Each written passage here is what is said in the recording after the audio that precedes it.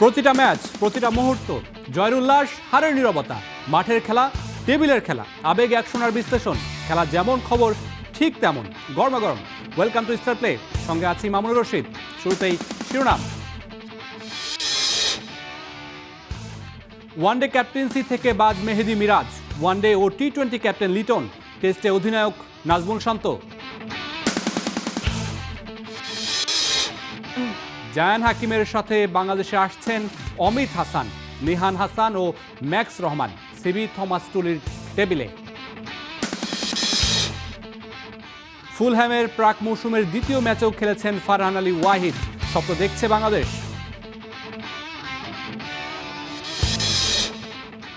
ব্রাজিলকে চিরতরে বিদায়ের ঘোষণা নেইমারের, মিক্সড জোনে নেইমার জানান হলুদ জার্সিতে আর নয়।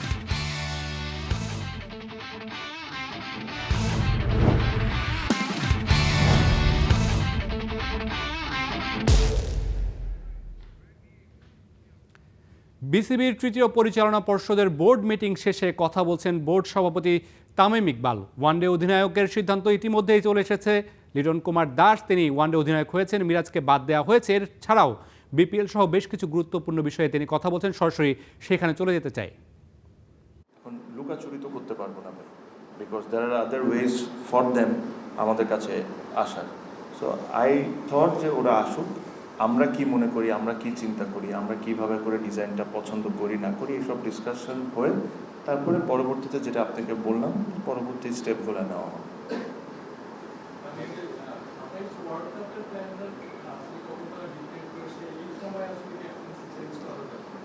আমার কাছে মনে হয় ইট হ্যাজ এনাফ টাইম, এখনও এটার এনাফ টাইম আছে।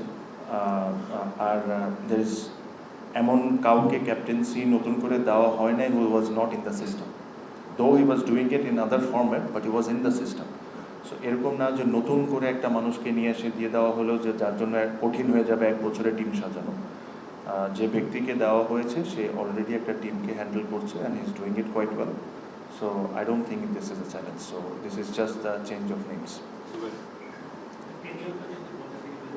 Till the World Cup.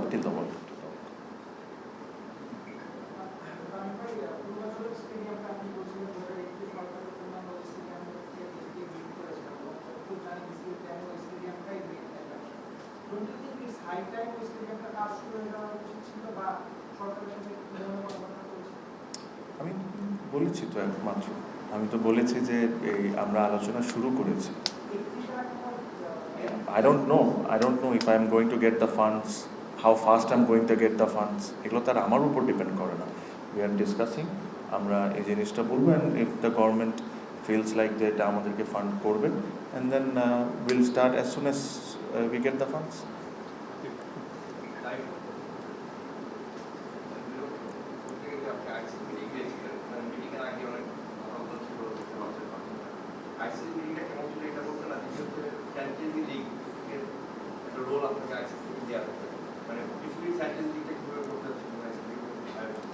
না, জিনিসটা হলো আইসিসি ওয়াজ গুড। আমি 9 তারিখে আমার ফার্স্ট বোর্ড মিটিং ছিল, তো আমি 9 তারিখে প্রথম ইনফর্মাল মিটিং জয়েন করি। আমি অবভিয়াসলি খুব সম্ভব 11 তারিখ বা 12 তারিখে ফর্মাল মিটিং ছিল। So I attended both the meetings. It was good, they welcomed me well. আমি আমার যে স্পিচেসগুলো ছিল বা আমি কোনো একটা পয়েন্টে যদি আমার যেখানে কথা বলার দরকার ছিল, I always have given my mind and have given my opinion. Secondly, it is a huge matter of pride for me and I think for the country also that প্রথম মিটিংয়ে আমাকে একটা কমিটি চেয়ারম্যান করা হয়েছে, and the committee is quite big and significant. এখন আপনি যদি world ক্রিকেটে দেখেন, এখন যে জিনিসটা হচ্ছে যে ক্রিকেট আইসিসির সাথে ফুল মেম্বারদের সাথে আরও অনেকেই অ্যাসোসিয়েট মেম্বার হিসাবে আছেন, প্লাস 90+ প্রবলি 100। সো বিভিন্ন লিগে বিভিন্ন দেশে যায়, বিভিন্ন দেশগুলো হয়তো বা টি-20 ক্রিকেট অ্যাপ্লাই করেন। তো এই পুরো জিনিসটাকে দেখাশোনা করা, যে প্রসেসটা মেনটেন হচ্ছে নাকি, কারা এটার সাথে জড়িত না জড়িত, whether we are going to approve then, or যে কারেন্টলি যে লিগগুলো হচ্ছে জিনিস, এইখানে কোনো যে কাজগুলো হওয়া উচিত না, ওই ওই ধরনের কোনো কাজ হচ্ছে নাকি, ওই লিগগুলোকে ডিসঅ্যাপ্রুভ করা বা বাকি সব কিছু নিয়ে এটার জন্য এই কমিটিকে ফর্ম করা। এই কমিটির আরও অনেক দায়িত্ব আছে, আমার কাছে মনে হয় না যে I should share each and every details, but this is a very significant committee, and the committee probably will play a very big part going forward. International cricketer একটা বিষয় আছে, because franchisee cricket এত হচ্ছে, international cricketer এটা কতটা impact করবে, so this committee will discuss all of those things, and whatever the right step is, this committee is going to take. Right? বিসিবির board সভা শেষে মিরপুরে এতক্ষণ কথা বলছিলেন বিসিবির সভাপতি তামিম ইকবাল, সেটি শুনছিলাম। এবার চলে যেতে চাই পরের সংবাদে।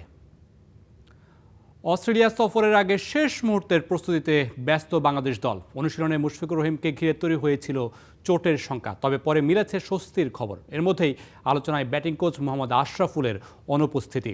বিস্তারিত KM সনির রিপোর্টে। বসে পড়েও রক্ষা হলো না মুশফিকুর রহিমের। থ্রোয়ারের ছোড়া বল সোজা গিয়ে আঘাত হানে তার হেলমেটে। সঙ্গে সঙ্গে উইকেট ছেড়ে সরে দাঁড়ান অভিজ্ঞ এই ব্যাটার। দৃশ্যটি দেখে মুহূর্তের জন্য শঙ্কা ছড়িয়ে পড়ে। তবে কি অস্ট্রেলিয়া সিরিজের আগে টাইগার শিবিরে যোগ হলো আরও এক ইনজুরির খবর?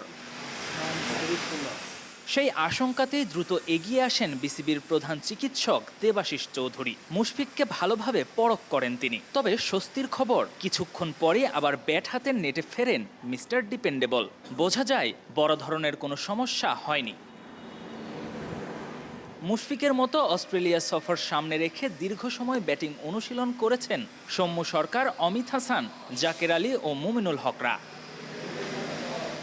অন্যদিকে বল হাতে নিজেদের প্রস্তুত করেছেন পেসার খালেদ আহমেদ ও মুশফিক হাসান। এই সিরিজে না থাকলেও অনুশীলনে দেখা গেছে শরীফুল ইসলামকে। তবে যার থাকার কথা ছিল সেই ব্যাটিং কোচের দায়িত্বে থাকা মোহাম্মদ আশরাফুল ছিলেন না মাঠে। আর মাত্র একদিন পরে অস্ট্রেলিয়ার উদ্দেশ্যে দেশ ছাড়বে বাংলাদেশ দল। ঠিক এমন সময়ে আশরাফুলের অনুপস্থিতি স্বাভাবিকভাবেই প্রশ্ন তুলেছে। অস্ট্রেলিয়া সিরিজ কি তার কাছে ততটা গুরুত্বপূর্ণ নয়, নাকি এর পেছনে রয়েছে অন্য কোনো কারণ? KM Sony, star play. Farhan Ali Wahid আর জায়ান হাকিমের সাথে আরও 3 অরিজিন ফুটবলার আসছে সেপ্টেম্বরে। লন্ডন থেকে অমিত হাসান, ইউরোপ থেকে ম্যাক্স রহমান আর এশিয়া থেকে আসছেন নেহান হাসান। সবগুলো সিভি আছে থমাস ডুলের টেবিলে। তিনি কথা বলছেন তাদের কোচদের সাথে। শীঘ্রই আসবে চূড়ান্ত সিদ্ধান্ত।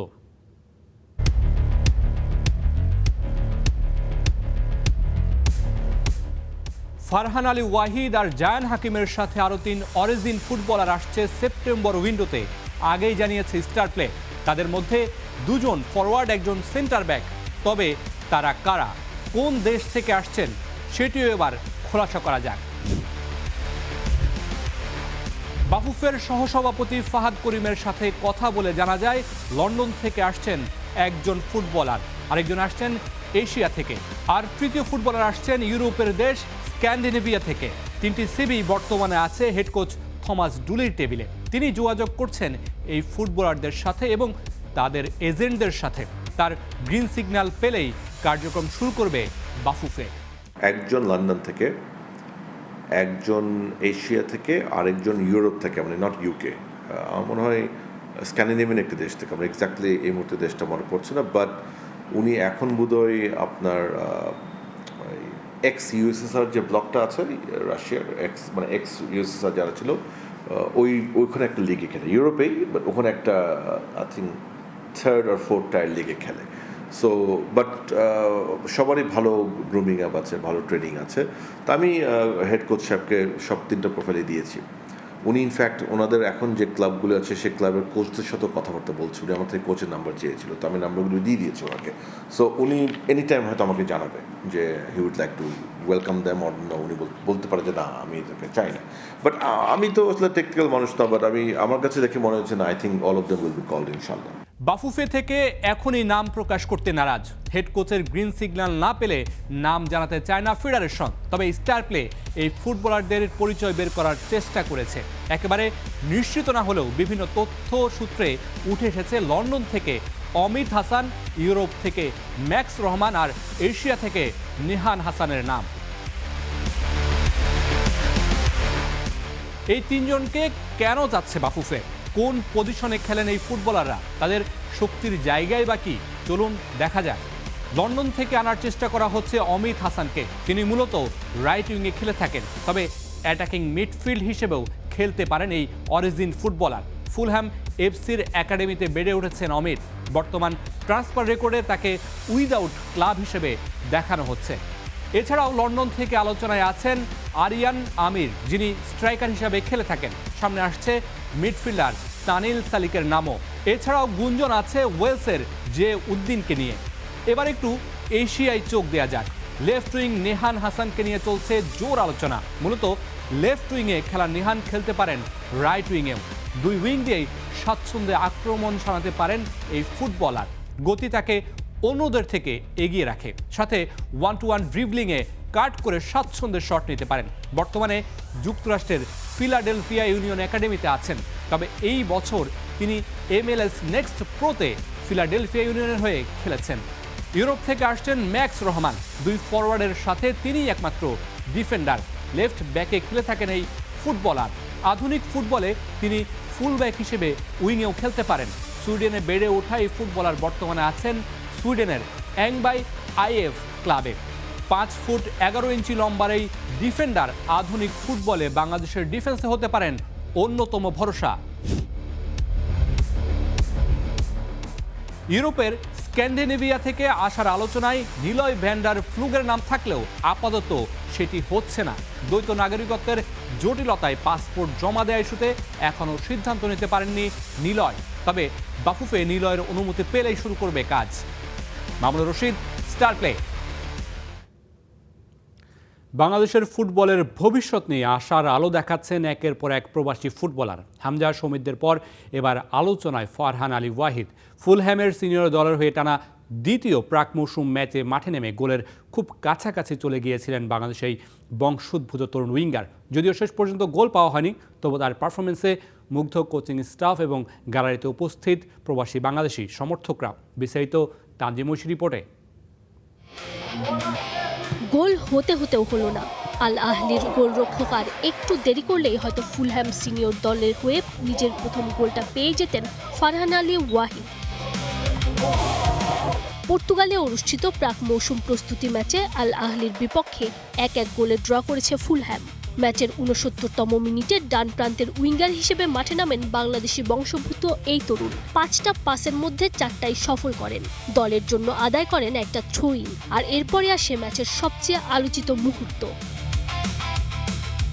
ব্রাজিলিয়ান উইঙ্গার কেভিন সান্তোসের শট প্রথমে ঠেকিয়ে দেন আল আহলির গোলরক্ষক। ফিরতি বলের সুযোগ পান ফারহান। কোনো সময় নষ্ট না করে জোরালো শট নিলেও বাধা হয়ে দাঁড়ান সেই গোলরক্ষক। আর কয়েক ইঞ্চি এদিক ওদিক হলেই হয়তো ফুলহ্যাম সিনিয়র দলের হয়ে নিজের প্রথম গোলটা পেয়ে যেতেন তিনি। ক্রিস্টিয়ানো রোনালদোর দেশে আল আহলির বিপক্ষে এটা ছিল ফারহানের টানা দ্বিতীয় প্রাক মৌসুম ম্যাচ। এর আগে নরউইচ সিটির বিপক্ষেও সিনিয়র দলের হয়ে মাঠে নামার সুযোগ পেয়েছিলেন তিনি।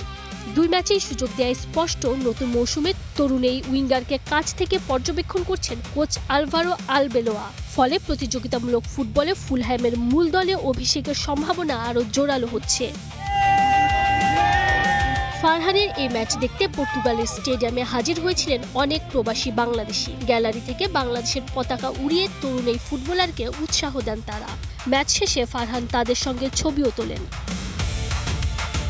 এদিকে বাংলাদেশ ফুটবল ফেডারেশনও তাকে লাল সবুজের জার্সিতে খেলানোর প্রয়োজনীয় প্রক্রিয়া এগিয়ে নিচ্ছে। সবকিছু ঠিক থাকলে ভবিষ্যতে বাংলাদেশের হয়ে আন্তর্জাতিক ফুটবলে দেখা যেতে পারে এই প্রতিশ্রুতিশীল উইঙ্গারকে। Tanzim Oishi, star play. FIFA Asian Cup খেলার জন্য ভারত ও পাকিস্তান আমন্ত্রণ পেলেও উপেক্ষিত বাংলাদেশ। এশিয়ার দক্ষিণ পূর্ব অঞ্চলের টুর্নামেন্টটিতে কেন ডাক পেল না হামজা চৌধুরীরা, তা নিয়ে ফুটবল ফ্যানদের মনে ক্ষোভ। তবে বাফুফে জানিয়েছে আমন্ত্রণ না পেলে আবেদন করে এই টুর্নামেন্টে খেলার কোনো সুযোগ নেই। বিস্তারিত ইয়াসির আরাফাত সবুজের রিপোর্টে। ভারত পাকিস্তান খেলতে যাচ্ছে আসিয়ান, অথচ বাংলাদেশ দক্ষিণ এশিয়ার ফুটবলের আলোচিত নাম। তবুও কেন আসিয়ান অঞ্চলের টুর্নামেন্টটিতে সুযোগ পেলেন না হামজা জামালরা? ভক্তদের মনে তুমুল ক্ষোভ। বাফুফে কি করেছে কোনো অবহেলা? প্রকৃতপক্ষে ফুটবল ফেডারেশনের এখানে কিছুই করার ছিল না। এটি কিন্তু ইন্ডিয়া কিংবা পাকিস্তানের চেষ্টা করে নাই। এটা যেটা হয়েছে আসিয়ান প্রথমবারের মতো ফিফা করছে। সো বাণিজ্যিক ভ্যালুর কথা চিন্তা করে ওরা ইন্ডিয়াকে কনসিডার করে, because India is a huge market এবং ইন্ডিয়া এবং চায়নাকে ওরা সবসময় প্রেফারেন্স দেয়। ইন্ডিয়া এবং চায়না দুজনকেই ওরা আসে, চায়না তো এমনিতে আসিয়ানের মেম্বার আছে। চায়না যখন সিদ্ধান্ত নেয় যে ওরা এটাতে খেলবেন না, তখন পাকিস্তান এখন একটা রিফর্মের মাধ্যমে যাচ্ছে। মোস্ট লাইকলি সে কারণেই পাকিস্তানকে তারা ইনক্লুড করেছে। এটা এমন না যে এটা আমাদেরকে জিজ্ঞেস করা হয় কিংবা আমরা জানি আমরা অ্যাপ্লাই করি, সেটা ব্যাপার না, কিন্তু এটা একান্তই ফিফার ডিসিশন ছিল। আসিয়ানের পক্ষ থেকে ডাকা হয়নি, তাই বাংলাদেশের সুযোগটাও হয়নি। তবে পরের আসরে ডাক পাওয়ার আশা করছে বাফুফে। আপনি এখন বলতে পারেন যে বাংলাদেশকে কেন বললো না, হয়তো নেক্সট টাইম বাংলাদেশকে বলবে। এটা এমন না যে আমরা সুযোগ পেয়েছি, আমরা সুযোগটা চাই নাই, কিংবা আমরা জানতাম আমরা চেষ্টা করিনি। এটা এমন না যে পাকিস্তান ইন্ডিয়াও চেষ্টা করেছে। আসিয়ান কাপ খেলা না হলেও দেশটির মাটিতে অথবা বিদেশের মাটিতে সেপ্টেম্বরের উইন্ডোতেই কোনো টুর্নামেন্ট খেলতে চায় বাংলাদেশ। সেপ্টেম্বর উইন্ডোতে ডেফিনেটলি আমরা খেলবো এবং সেই খেলাটা করা হবে আমাদের কোচের সাথে কথা বলে সাফের প্রস্তুতি হিসাবে। আমাদের প্রেফারেন্স দেশে, আমি আবারও বলি, আমরা চাচ্ছি দেশে কিছু করার জন্য, বাট দলীয় শক্তিমত্তা চিন্তা করে যদি দেখি যে না, বিদেশে গেলে আমার দলের ভালো হবে এবং কোচ সেটা মনে করেন, ইন দ্যাট কেস আমরা সেটাকে প্রায়োরিটি দিব। বাট আপাতত আমরা এখনও চেষ্টা করে যাচ্ছি বাংলাদেশে খেলা অর্গানাইজ করার জন্য। সেপ্টেম্বর উইন্ডোর ম্যাচ সাফের প্রস্তুতি হিসেবে কাজে দিবে, এমনটাই আশা বাফুফে সহসভাপতি ফাহাদ করিমের। ইয়াসির আরাফাত সবুজ, স্টার প্লে, ঢাকা। ব্রাজিলকে চিরতরে বিদায় জানানোর ঘোষণা দিলেন নেইমার। সুদা আমেরিকানের ম্যাচ শেষে মিক্সড জোনে ব্রাজিলিয়ান তারকার ভবিষ্যৎ নিয়ে প্রশ্ন করা হয়। তখন নেইমার বলেন, হলুদ জার্সিতে আর নয়। জাতীয় দলের হয়ে আমার পথ চলা শেষ। আমি ইতিহাস গড়েছি, আমি খুব খুশি ছিলাম। হলুদ জার্সির জন্য আমি আমার রক্ত, জীবন সবকিছুই দিয়ে লড়েছি, কিন্তু এখন আর এসব চাই না।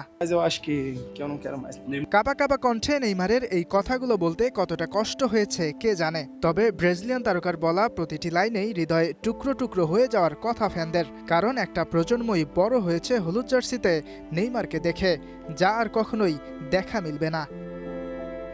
26 বিশ্বকাপে ব্রাজিল যখন দল ঘোষণা করে, তখন নেইমারের নামটা কার্লো আনচেলত্তি উচ্চারণ করতেই বিশ্বজুড়ে ছড়িয়ে পড়েছিল আনন্দের রোল। তবে বিশ্বকাপটা ভালো কাটেনি নেইমারের। বলতে গেলে আনচেলত্তি তাকে কিছু করার সুযোগটাও সেভাবে দেননি। বিশ্বকাপ থেকে ব্রাজিল বিদায় নেয়ার পরেই সান্তোস তারকা বলেছিলেন সেলেসাওদের হয়ে তার যাত্রা এখানেই শেষ। তবে বিশ্বকাপ শেষে ব্রাজিলিয়ান তারকা লুকাস মৌরা বলেছিলেন তিনি আশা করছেন নেইমার 30 বিশ্বকাপ পর্যন্ত খেলবে। কোপা সুদামেরিকানার ম্যাচ শেষে নেইমারকে সেই সম্পর্কে জিজ্ঞেস করা হয়, তবে ব্রাজিলিয়ান তারকা স্রেফ জানিয়ে দেন, মাউরাকে ধন্যবাদ, কিন্তু এসব আর ঘটবে না। নেইমারের এই কথা যদি সত্যি হয়, তাহলে ব্রাজিলের ইতিহাসের সর্বকালের সর্বোচ্চ গোলদাতাকে হয়তো আর কখনোই হলুদ জার্সিতে মাঠে দেখা যাবে না। ইয়াসির আরাফাত সবুজ, স্টার প্লে। থিবো কোর্তোয়া এখনও রিয়াল মাদ্রিদের অন্যতম ভরসার নাম, কিন্তু বয়স তো আর থেমে থাকে না। তাই এখন থেকেই ভবিষ্যতের কথা ভাবছে লস ব্লাঙ্কোসরা। আর সেই কারণেই কোর্তোয়ার উত্তরসূরি খুঁজতে শুরু করেছে মাদ্রিদের ঐতিহ্যবাহী ক্লাবটা। যদিও এখনই নয়, বড় পরিকল্পনা 2027 সালের জন্য। বিস্তারিত জানাচ্ছেন তানজিম ঐশী। থিবো কোর্তোয়া যতটা না বেলজিয়ামের, ততটাই রিয়াল মাদ্রিদের। কোচ আসে, কোচ যায়, ডিফেন্ডার, স্ট্রাইকার, মিডফিল্ডার, কত কত নাম যুক্ত হয় রিয়াল মাদ্রিদের সদস্যদের তালিকায়। কেবল গোলপোস্টের নিচে বিশ্বস্ততার গ্লাভ হাতে ঠায় দাঁড়িয়ে থাকার মতোই লস ব্লাঙ্কো শিবিরে 8 বছর ধরে রয়ে গেছেন বেলজিয়ান এই গোলকিপার। তবে সব শেষেরও একটা শুরু থাকে। 34 বছর বয়সী এই গোলকিপার নিজ ক্লাবকেও তার বিকল্প নিয়ে ভাবতে বাধ্য করছেন। রিয়াল মাদ্রিদের গোলবারে এখনও দুর্দান্ত পারফরমেন্স করে চলেছেন থিবো কোর্তোয়া। তবে সান্তিয়াগো বার্নাবিউয়ের শীর্ষ কর্তারা জানেন, এমন গুরুত্বপূর্ণ একটা পজিশনে ভবিষ্যতের পরিকল্পনা আগেভাগেই করতে হয়।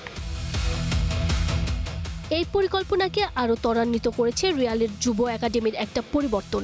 ট্রিবুনা.com-এর তথ্য অনুযায়ী প্রতিভাবান গোলকিপার ফ্রান গঞ্জালেস সেভিয়ায় যোগ দেওয়ার খুব কাছাকাছি। ফলে একাডেমির পরিকল্পনায় পরিবর্তন এসেছে। আর ক্লাবটার ক্রীড়া বিভাগ আন্তর্জাতিক বাজারেও সম্ভাবনাময় গোলকিপারদের ওপর নজরদারি আরও বাড়িয়েছে। না, কোর্তোয়াকে ছেড়ে দেওয়ার কথা এখনই ভাবছে না মাদ্রিদের ক্লাবটা। তবে স্প্যানিশ সংবাদ মাধ্যম মার্কার দেয়া তথ্য অনুযায়ী তার উত্তরসূরি খোঁজা হচ্ছে। কোনো তাড়াহুড়ো নয়, বরং এই বড় পরিকল্পনা 2027 সালের জন্য, কারণ ওই সময় শেষ হবে রিয়ালের নাম্বার 1-এর বর্তমান চুক্তি। স্পোর্টস ইলাস্ট্রেটেড এর তথ্য অনুযায়ী তখন ফ্লোরেন্তিনো পেরেজ বড় অঙ্কের বিনিয়োগ করতে কোর্তোয়ার দীর্ঘমেয়াদী উত্তরসূরি খুঁজে আনার ব্যবস্থা করবেন। অবশ্য বর্তমান সময়েও স্কাউটিং কার্যক্রম চলছে, তবে চলতি দলবদলে নতুন কোনো গোলকিপার দলে ফেরানোর কোনো পরিকল্পনা নেই রিয়ালের। এছাড়াও দ্বিতীয় গোলকিপার আন্দ্রি লুলিনের উপরও কোচিং স্টাফের সম্পূর্ণ আস্থা রয়েছে। প্রশ্ন আসতে পারে কোর্তোয়ার উত্তরসূরি হিসেবে কারো নাম ভাবা হচ্ছে কিনা। মার্কার প্রতিবেদন বলছে বর্তমানে রিয়ালের কর্মকর্তাদের কাছে সবচেয়ে গ্রহণযোগ্য নাম বার্ট ভেরব্রুগেন। 23 বছর বয়সী এই Dutch goalkeeper English club Brighton আর নেদারল্যান্ডস জাতীয় দলের হয়ে ইতোমধ্যেই নিজের সামর্থ্যের প্রমাণ দিয়েছেন। মূলত রিয়াল মাদ্রিদের লক্ষ্য অতীতের মতো হঠাৎ কোনো সংকটে না পড়ে গোলকিপারের মতো গুরুত্বপূর্ণ পজিশনে ধীরে ধীরে প্রজন্ম পরিবর্তন সম্পন্ন করা। Tanzim Osim, star play. খেলা থামবে না, খবরও না, তবে বিদায় নিচ্ছি আজকের মতো। Stay tune.